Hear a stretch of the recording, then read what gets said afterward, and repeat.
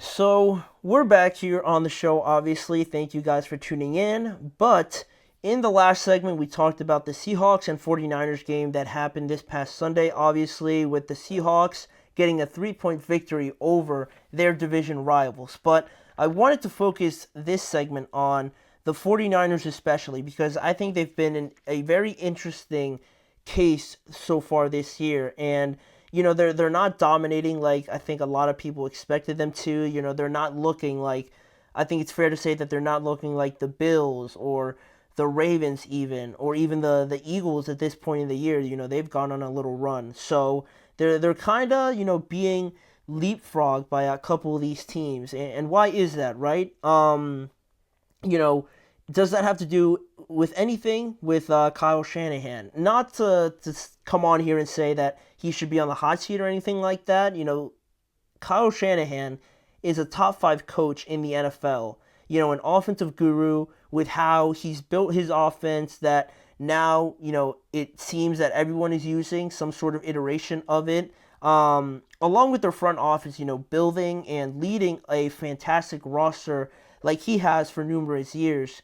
He is a top five coach. He is one of those guys, right? Like a Mike Tomlin and Andy Reid. I know I'm missing some guys, but those kind of coaches, right, around the NFL, right? He's on that level with those guys. But getting two Super Bowls, two is also a great accomplishment for the longevity and the consistency. But with all that being said, that's all great until it isn't, right? It's all great, getting to Super Bowls, making those playoff runs, establishing, this offense and being considered one of the best coaches. But again, that's all great until, you show signs of kind of slowing down, or you show signs of falling off the tremendous standard you set as a team that just dominates the regular season and is contending for a one seed or a two seed, right? That's not really been the case this year. So, um, for people to jump on you, I mean, there's always those group, those couple fans that are waiting to jump on you when things aren't going great, and calling for your job and things like that. It kind of reminds me of the quote you hear, because I am like a movie nerd. So you do hear there was this quote from like one of the Spider-Man movies where they always say you either die like a hero or you live long enough to see yourself become the villain, right? The tremendous amount of success that the 49ers have and that they have had, they've been dominating teams, it's all been great, right? It's only great until for everybody to like you and praise you, to hold you in that regard until, you do it long enough where the little slight bit of, fall off or doing something wrong, you have instantly someone jumping on you, or instantly, people turning on you, and where you were at one point seen as this great offensive mind, great head coach, right? There's no head coach better until you get a season like this, right, where you're 5-5. You have some issues on the offense. The offensive line is a little bit questionable. The defense isn't looking as sturdy as years before, and then just instantly everyone's looking like, all right, well, are you to blame now? Why aren't you doing something about it? Or you're essentially looked upon as one of the guys to blame. And I think it is interesting here with Kyle Shanahan because it kind of reminds me also of Nick Sirianni and the Philadelphia Eagles, right? For everything that Nick Sirianni has taken in as criticism and things like that for his job, and like things like he's just the head coach of an extremely talented roster. Like, how, of course, who's not going to succeed in this sort of scenario, right? And then when things aren't going, particularly their way, and he's been there for the majority of this time, this tenure there with this very talented roster, people start to look at that and think, well, he's been here the longest, and if we've changed everything else around him, why and things aren't improving, then it must be him, right? And I think that kind of relates here because Kyle has been in this situation. He has really built this thing up with John Lynch and, brought in guys like Purdy, Fred Warner along, and all the players that they have right now doing a tremendous job at that. But I do think it's interesting how They've changed defensive coordinators after Super Bowl losses, right? They've changed from Jimmy Garoppolo. They've changed, just bringing in new players each and every year, and still they remain great, but it's falling short of reaching the Super Bowl glory, reaching, win over the Chiefs, right? They're 0-2 against them. So it's all great until, everything else is changing. You've made changes to everything else around you, but Kyle Shanahan, Nick Sirianni are the ones that stand. And I'm not really comparing the two just in terms of level of coaching, but just the context around them is a little bit similar, that people look around the entire organization and then they fall to Kyle Shanahan, and things are staying pretty much the same, and he's still here. So I think it's interesting how quickly people turn to point to Kyle Shanahan, but and point to the head coach, and I've been one of them, right? And I think that's just how it works, really. Eventually, if things aren't going right, you have to make sure you turn every stone before you try and do anything else. But I've been getting nervous about this San Francisco team and trying to figure out the problem with it, because, like we mentioned, they have a 5-5 record, and they're last in the division right now with a lot of tough games left in their season. So to me, I might be one of the only ones that's truly concerned, but I don't think it's too overblown because of the fact that they're playing teams like Buffalo, Green Bay, the Rams, Detroit still coming up, and they haven't really, they're still yet to beat a team over 500. So that's a problem, right? That's almost quite literally the definition of a fraudulent team, right? And I'm not saying they are that, because they've earned the benefit of the doubt of figuring this out. Kyle Shanahan, going back to him, has figured, or has earned the benefit of the doubt, right? With those criticisms and things like that, to try and build and go on a run here to end the year. But to still and kind of focus in on these changes and the idea that the 49ers have kind of taken a step back, you can't help but bring up, right, Kyle Shanahan and any sort of blame that goes his way. People will start to bring up the 0-3 record in Super Bowls, or how he's 0-2 in Super Bowls with the 49ers, and blowing double-digit leads in all three of his Super Bowl losses as well. It gets to a point, right? At what point are we to ask, right, again with Kyle Shanahan, is he the one that we have to change, right, and things like that? But there's also been criticism about Kyle Shanahan, not only, as being the last thing to change, but also with the offense in particular, and the idea that maybe he's overly strict or overly against changing any philosophy on his offense. He's resistant to that, and in a way, it doesn't really allow this 49ers offense to get any better, because he's so tied in with his beliefs, his philosophies, and things like that. That's just another narrative that I think a lot of people run with. But all of that could be true. But I think they're averaging around the same amount of points, right? If we're gonna go that route and point to the offense as being the main problem, they're averaging around the same amount of points as they have been over the last 4 years. So I don't really think it's just the fact that